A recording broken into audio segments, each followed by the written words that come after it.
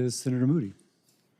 I feel like we have to address all of the comments that have been made, but especially the last entire amount of time that was designed to suggest that this is a shutdown on anyone's watch other than the Democrats. And we cannot let that go unanswered. And I agree with Ms. Abruzzo that this is a system designed against workers in the sense that this whole design of this shutdown, led by Shutdown Schumer and these Democrats that won't just keep the funding going for a few weeks while we can figure out next year's spending,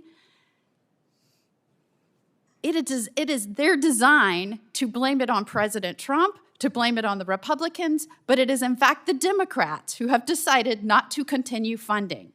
So they have to spend an entire time, when I really want to get to bipartisan solutions for labor. I was very excited. I have all these suggestions, especially Florida. I feel like we've done a lot of things right for workers.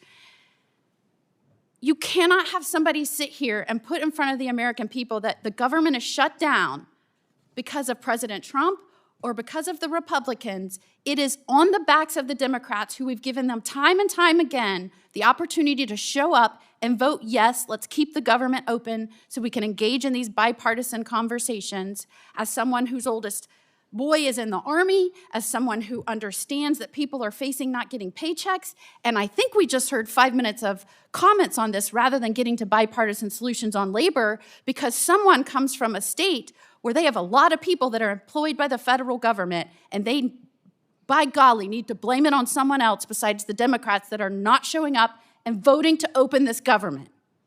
And it makes me incredibly sad because we have really hardworking people in this country that are not going to get their paycheck very soon.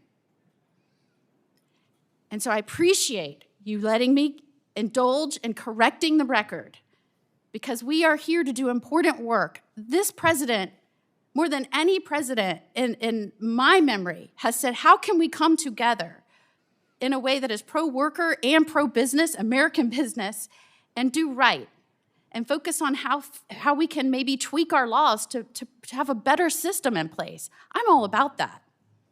And I appreciate you, sir, for coming in here today and saying, I've asked my members, let's come at this from a politically blind way. Who are the best people and what are the best policies that we can push forward in this new age of America, the golden age of America, where we're focusing not on how do we ensure strong free markets, less red tape, better ability to build businesses, can support our workers and our families, and also have a strong backbone to support those business and our American workers. So thank you for saying that. I took note of that, and I thought that was especially useful. I want to start with employee stock option plans. And I want to turn to you, Mr. O'Brien. Have you found, or have you ever been in negotiations where focusing on how employees might be given the opportunity to be owners in the businesses help alleviate some of the negotiation strife or even mitigate strikes?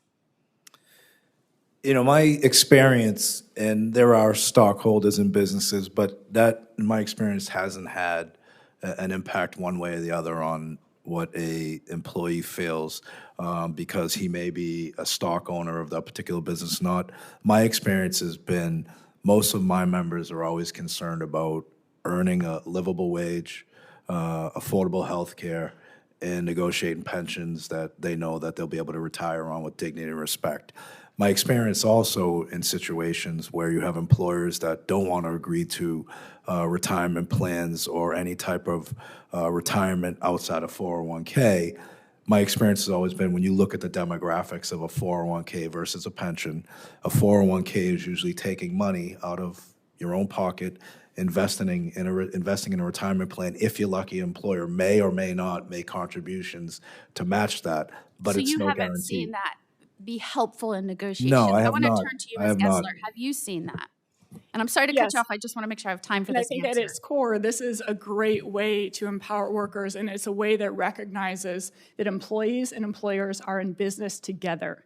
And so when the company profits, the workers profit. And that's a great way to recognize that and to have those individuals, the workers, have a stake in the company. And I'm out of time. I had a million bipartisan issues I wanted to discuss. I just want to thank each of you for being here today. This is a great panel. And Chairman Cassidy, I commend you, sir. I know I'm over my time, but let me compliment you. You can go over your time to do that. I knew it. But bringing together people who have different backgrounds and generally come at it from a different place and the stakeholders they're representing, I think this is a great way for us to actually focus on legislation that has a chance of passing. And I was excited to be here today, and I wanted to thank all of the witnesses. Thank you so much. Thank you, Senator.